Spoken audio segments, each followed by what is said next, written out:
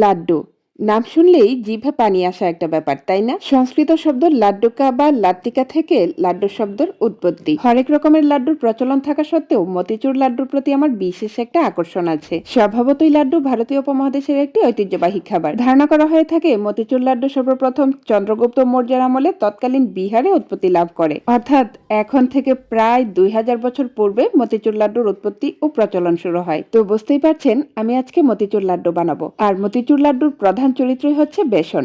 আমি কিন্তু এখানে 2 কাপ বেসন নিয়েছি, সামান্য পরিমাণে লবণ এবং পর্যাপ্ত পানি দিয়ে হ্যান্ড উইক্সের সাহায্যে একটি ঘন ব্যাটার তৈরি করে নিয়েছি।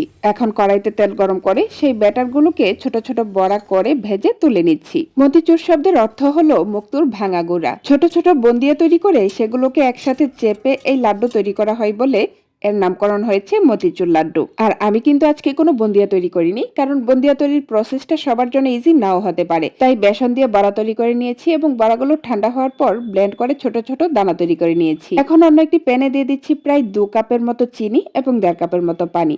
সামান্য একটু এলাচের গুঁড়া দিয়েছি এবং দিয়েছি ফুড কালার, সুন্দর একটি কালার আসার জন্য। চিনিটা গলে আসলেই সেখানে দিয়ে দিচ্ছি বেসনের বড়ার ছোট ছোট দানাগুলো।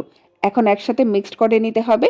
তো সবকিছু ভালো করে মিক্সড করে নিয়েছি। আর এই ফাঁকে কিন্তু আমি এখানে 2 টেবিল চামচের মতো ঘি অ্যাড করেছি, সেটা স্কিপ হয়ে গিয়েছে। হাতেও কিছুটা ঘি মালিশ করে নিয়েছি। এখন অল্প অল্প মিশ্রণ নিয়ে সেখানে চেপে চেপে লাড্ডুর শেপ দিতে হবে।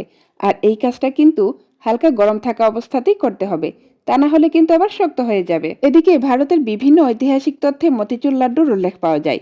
পশ্চিমবঙ্গের বাঁকুড়া জেলার বিষ্ণুপুরের মল্লরাজ বীর হাম্বিরের শাসনকালেও এই মিষ্টি সুখ্যাতি ছিল বলে জানা যায়। এটি বাঁকুড়া জেলার বিষ্ণুপুরে এতটাই বিখ্যাত যে ভৌগোলিক নির্দেশক হিসেবে তারা জিআই স্বীকৃতি পাওয়ারও দাবিদার। আর এর স্বাদ না হয় আপনারা নিজেরা বানিয়েই পরখ করে নেবেন। আশা করি আমার বানানো প্রসেসটি আপনাদের কাছে ভালো লেগেছে এবং সহজ লেগেছে। যদি আপনাদের মন ছুঁয়ে থাকি তাহলে লাইক, কমেন্ট এবং শেয়ার করে ট্রাই বাইটস এন্ড ট্রিপস এর পাশেই থাকবেন। আজ এখানেই বিদায় নিচ্ছি। আল্লাহ হাফেজ।